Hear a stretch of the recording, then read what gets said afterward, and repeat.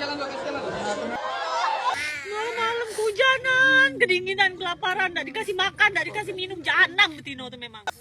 Assalamualaikum, hai guys. Kali ini aku mau ajak kalian untuk membahas sebuah kasus yang terjadi di Pontianak, Kalimantan Barat. Dan kasus ini saat ini sedang viral. Proses penyelidikannya juga masih terus berlanjut. Dan ini adalah kasus penganiayaan dan pembunuhan yang dialami oleh seorang anak berusia 6 tahun. Dan pelakunya adalah ibu sambungnya sendiri. Sebelum kita bahas lebih lanjut tentang kasusnya, aku mau ingetin dulu buat kalian yang belum subscribe, kalian bisa subscribe dulu channel ini. Dan sebelum kita mulai, pastikan dulu kalian sudah berada di posisi yang paling nyaman. Dan kalau udah, mari kita mulai membahas kasusnya.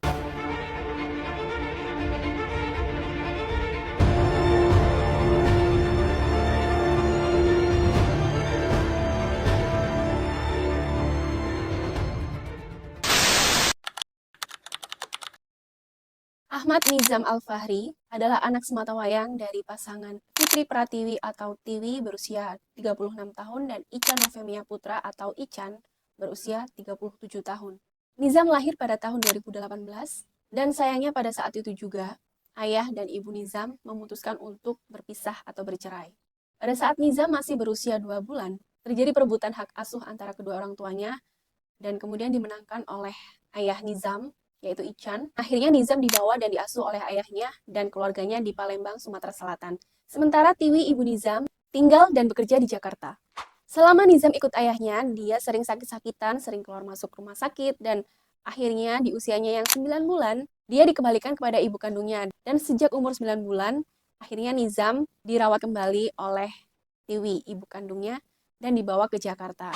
Di Jakarta, Nizam diasuh oleh neneknya atau ibu dari Tiwi, karena ibunya Nizam ini bekerja ya guys. Nizam tinggal bersama ibunya sampai umur 4 tahun. Dan karena nenek Nizam, karena suatu hal harus kembali ke kampung halaman yaitu di Jambi, Tiwi ibu Nizam ini akhirnya musyawarah nih sama ayah Nizam. Tiwi menanyakan pada Ican gimana Nizam sebaiknya, apakah dia hire nanny saja atau gimana. Dijawab sama Ican, lebih baik Nizam sementara ikut tinggal sama aku aja. Dan atas kesepakatan bersama akhirnya di tahun 2022, tepatnya di bulan Desember, Ican menjemput Nizam ke Jakarta untuk dibawa dan tinggal bersama dia di Pontianak.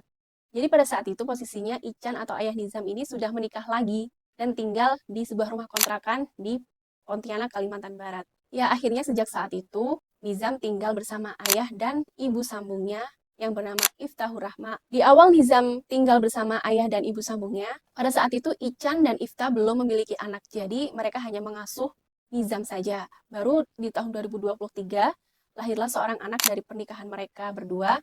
Kehidupan Nizam saat itu tampak baik-baik saja, layaknya kehidupan seorang anak kecil berusia 6 tahun pada umumnya. Dia pergi bersekolah, bermain bersama teman-temannya, tidak jarang juga dia dan keluarganya berlibur ke mall. Semua berjalan dengan normal dan baik-baik saja, bahkan komunikasinya dengan ibu kandungnya di Jakarta juga berjalan cukup baik. Tiwi dan anaknya ini berkomunikasi melalui video call. Ya, meskipun tidak selalu video call-nya mendapat respon dari ibu sambung Nizam, tapi masih bisa dikatakan semuanya berjalan dengan baik. Jadi kalau misalkan Tiwi ini mau menghubungi Nizam, dia harus mengabari terlebih dahulu ke ibu sambung Nizam. Seperti misalnya dia mau video call Nizam pada hari ini jam sekian, itu harus disampaikan dulu kepada Ifta, ibu sambungnya Nizam ini.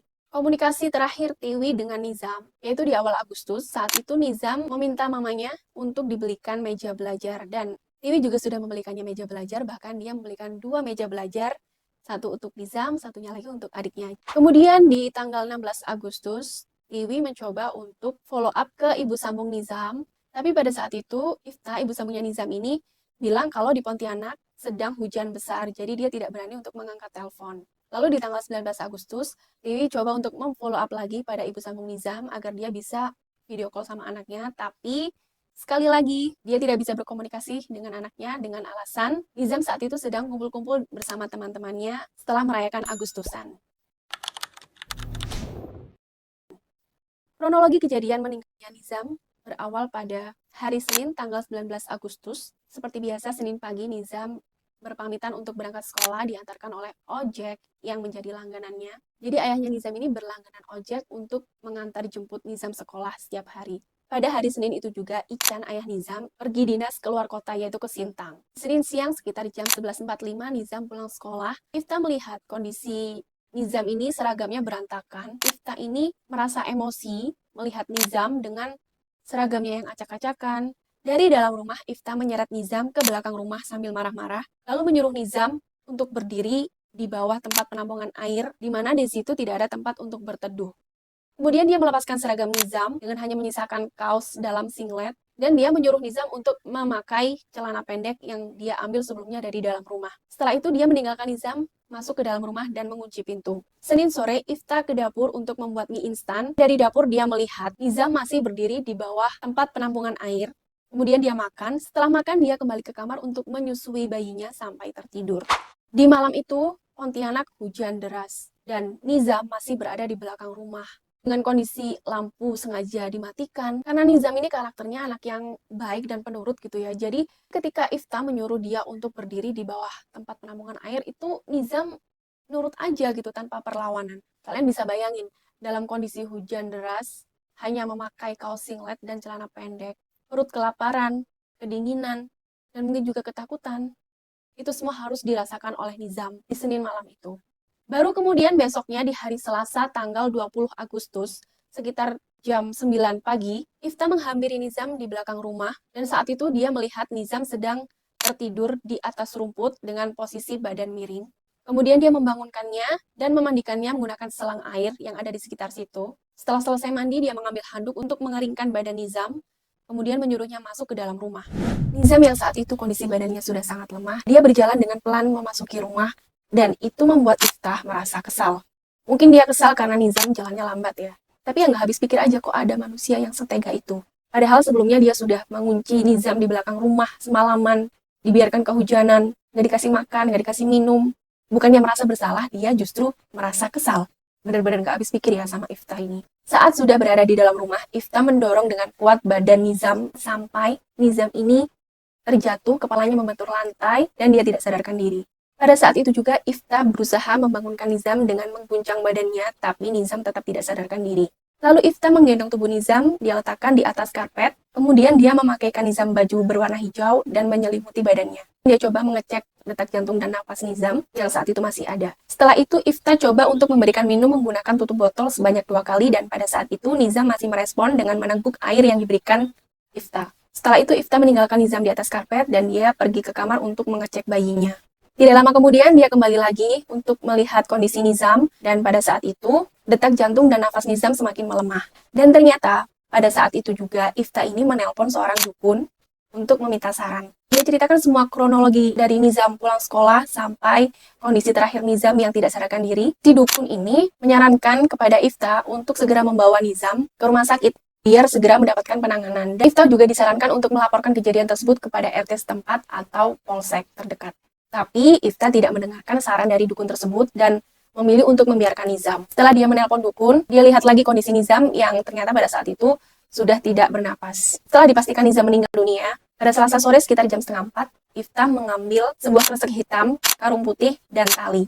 Kemudian dia memasukkan jasad Nizam ke dalam kantong plastik hitam. Dia masukkan lagi ke kantong putih, kemudian dia tali di atasnya. Setelah itu dia seret karung putih berisi jasad Nizam itu ke pojok dapur yang bersebelahan dengan dinding tetangga. Untuk menyamarkan bau jenazah Nizam, dia menggunakan pewangi buatan yang dia semprotkan di sekitar karung putih berisi tubuh Nizam dan juga di atas karpet yang sebelumnya dia pakai untuk meletakkan Nizam saat Nizam tidak sadarkan diri.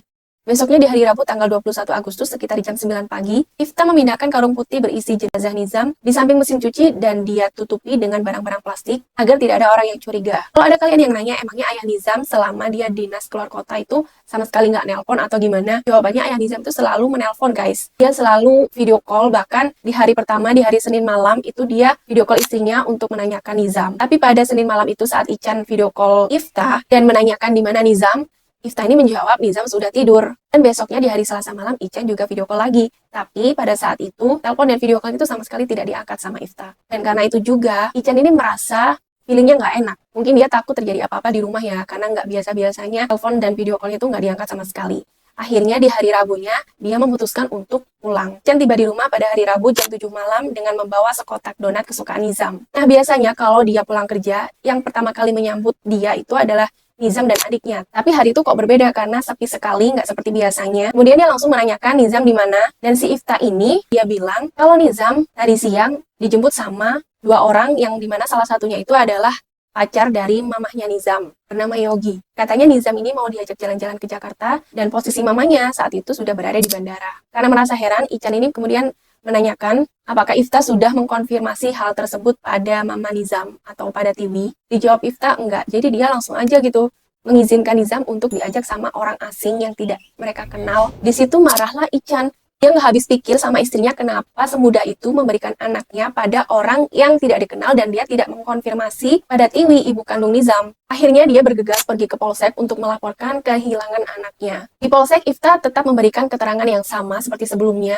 Dan saat di Polsek itu juga, Ican meminta Ifta untuk menelpon Tiwi untuk menanyakan apakah benar Nizam dijemput sama seseorang yang memang suruhannya. Dan saat Ifta menelpon Tiwi, ternyata Tiwi itu sama sekali nggak tahu apa-apa. Dia tidak merasa menyuruh seseorang, dia juga tidak merasa memiliki pacar bernama Yogi. Di situ Tiwi pun juga menyayangkan kenapa Ifta nggak nelpon dia terlebih dulu, sebelum Nizam dibawa sama orang tersebut. Tapi di situ Ifta ini ngeyel, katanya saat si Yogi menelpon dirinya, itu juga terdengar suara Tiwi. Setelah dikonfirmasi pada Tiwi dan ternyata Tiwi tidak mengetahui apa-apa, paniklah semua di situ ya. Kemudian pihak Polsek menyarankan Ican untuk segera melanjutkan laporannya ke Polda. Dan di Polda, lagi-lagi Ifta tetap memberikan keterangan yang sama seperti sebelumnya.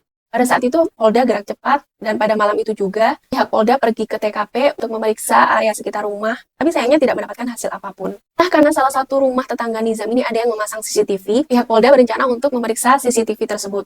Tapi karena orangnya pada malam itu tidak ada, pemeriksaan dilanjutkan keesokan harinya. Pada hari Kamis, pihak Polda dan dibantu warga sekitar mengecek CCTV tetangga keluarga Nizam. Dan di CCTV itu ternyata sama sekali tidak ada apapun. Tidak ada orang yang menjemput Nizam, tidak ada hal-hal yang mencurigakan lainnya. Jadi benar-benar tidak ada jejak apapun yang bisa menjelaskan hilangnya Nizam ini. Kemudian di Kamis sore, tiba-tiba Ican mendapatkan telepon dari mertuanya atau ibu dari Ifta. Ibunya ini memberitahu Ican, coba nak kamu periksa di belakang rumah, cari karung berwarna putih. Meskipun Ican sedikit heran, tapi dia tetap lakukan. Dia bongkar semua barang di belakang rumah, dan akhirnya dia menemukan karung putih seperti yang dibilang ibu Ifta. Ican langsung membuka tali karung putih tersebut, dan ternyata benar saja di dalam karung putih itu ada tubuh anaknya yang sudah tidak bernyawa.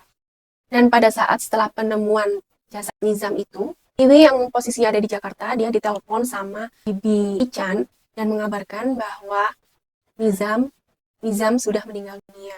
Tapi pada waktu itu, Tiwi tidak diberitahu Nizam meninggal dunia karena apa.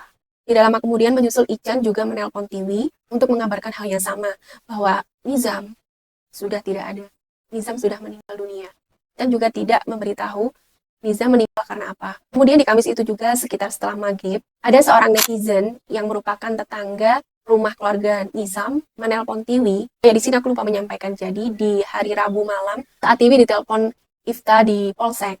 Setelah itu Tiwi langsung memposting tentang kehilangan anaknya di sosial media. Nah di postingannya itu dia menyertakan ciri-ciri Nizam, juga menuliskan nomor telepon dia dan nomor telepon Ican, ayah Nizam. Jadi si netizen ini mendapatkan nomor telepon Tiwi dari postingan Tiwi sebelumnya itu. Kemudian netizen ini memberitahu Tiwi kalau Nizam meninggal dunia karena dibunuh oleh ibu sambungnya. Besoknya di hari Jumat setelah subuh, Tiwi ini langsung terbang ke Pontianak, dan di hari yang sama dilakukan otopsi di rumah sakit. Dari hasil otopsi ditemukan adanya trauma benda tumpul di kepala Nizam, tepatnya di bagian belakang kepala Nizam sebelah kiri, yang mengakibatkan retaknya tulang tengkorak, yang menyebabkan pembengkakan dan juga pendarahan di dalam otak, sehingga menekan syaraf pusat, khususnya di bagian pernapasan, yang mengakibatkan Nizam mengalami gagal napas dan kemudian meninggal dunia. Ya, setelah sekian lama, Tiwi tidak bertemu dengan anaknya. Kemudian dia harus bertemu Nizam dalam kondisi yang sudah tidak bernyawa dan dengan kematian yang sangat tragis. Jadi pada saat dia di kamar jenazah itu, Tiwi sudah tidak lagi bisa memeluk anaknya karena kondisi jasad Nizam pada saat itu sudah mengalami pembusukan. Atas terjadinya peristiwa tragis yang menimpa Nizam ini, akhirnya Ifta, ibu sambung Nizam, ditetapkan sebagai tersangka. Miftahur Rahmah atau Ifta dijerat dengan 3 pasal, yaitu pasal kekerasan terhadap anak, pasal KDRT, dan pasal pembunuhan. Dan vonis sementara dia dijerat hukuman 15 tahun penjara atas perbuatannya. Penyidik sampai saat ini masih terus mendalami kasus ini. Dan polisi juga telah memeriksa 6 saksi, diantaranya ibu Nizam, Tiwi, ayah Nizam, Ican, kemudian wali kelas Nizam, pengemudi ojek yang mengantar jemput Nizam sekolah, ketua RT setempat, dan seorang warga tetangga keluarga Nizam di Kompleks Purnama Agung, Pontianak. Jadi sekitar 1 minggu sebelum peristiwa pembunuhan Nizam ini, ayah Nizam melihat ada luka lebam di area pelipis mata Nizam sebelah kiri. Waktu itu Ican langsung menanyakan pada Nizam, matanya kenapa nak? Nizam menjawab, terbentur pintu. Dan saat ditanyakan pada istrinya juga menjawab dengan jawaban yang sama. Dan ternyata guru SD Nizam di sekolah juga melihat hal yang sama, dan ketika ditanyakan pada Nizam, Nizam pun menjawab matanya lebam karena terbentur pintu. Saat coba ditanyakan pada ibu sambungnya, Ifta pun juga menjawab dengan jawaban yang sama. Ternyata wali kelas Nizam saat dia masih duduk di TK, itu juga sering melihat lebam di tubuh Nizam. Dan hal itu oleh wali kelas TK Nizam ini disampaikan pada guru SD Nizam.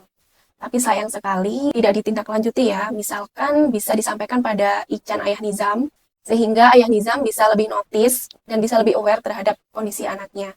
Tapi berdasarkan informasi yang aku dapat, gurunya Nizam tidak mengetahui kalau Ifta itu adalah ibu sambungnya. Setelah Ican melihat luka lebam pada mata anaknya, dia menelpon kedua orang tuanya di Palembang.